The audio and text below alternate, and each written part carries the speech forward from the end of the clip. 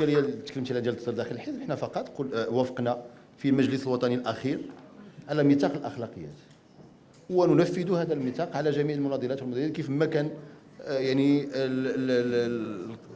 الرتبه ديالو السياسيه داخل الحزب، يكون داخل القياده الجماعيه او منتخب او مناضل. هذه هي الاولى حنا غاديين فيها.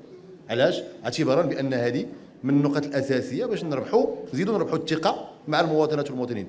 يعني اي واحد تاق بهذا المشروع مرحبا به، ولكن اللي غلط يكرر.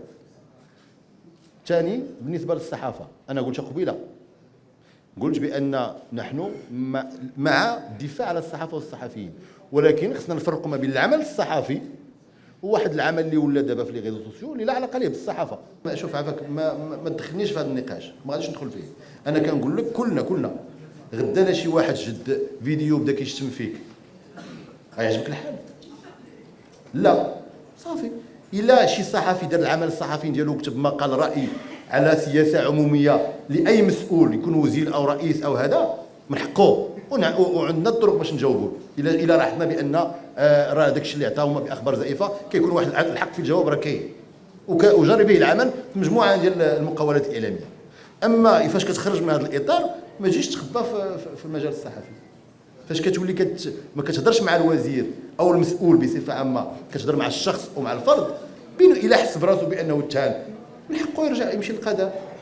الا كيف ما كيقولوا المغاربه بالدارجه قشبت واسعه وما مسوقش، راه ما مسوقش، لان مجموعه ديال المسؤولين راه ما مسوقينش، كيضلوا يهضروا داك الشيء راه ما كيسوق لهم حتى واحد. وكاين اللي كيقول لك انا بزاف على هادشي اهنت امام عائلتي، راه هذا المسؤول راه مواطن مغربي قبل ما يكون مسؤول. راه البارح كنا في المعارضه وكنا زوينين، ولينا في الحكومه ولينا خايبين، يعني كتجي الحكومه كتولي خايب.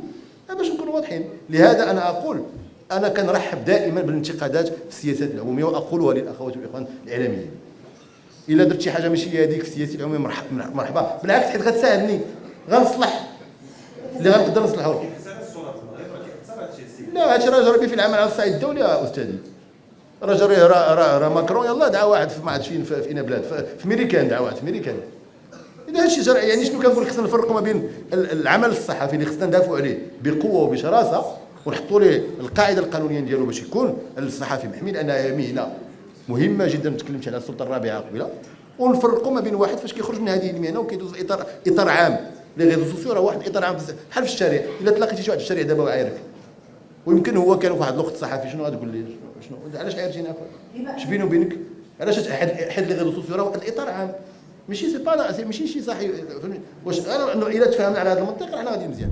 قبل المغادرة لا تنسوا الاشتراك في قناة العمق المغربي وتفعيل الجرس ليصلكم كل جديد، ولا تنسوا مشاركة الفيديو والضغط على زر الإعجاب.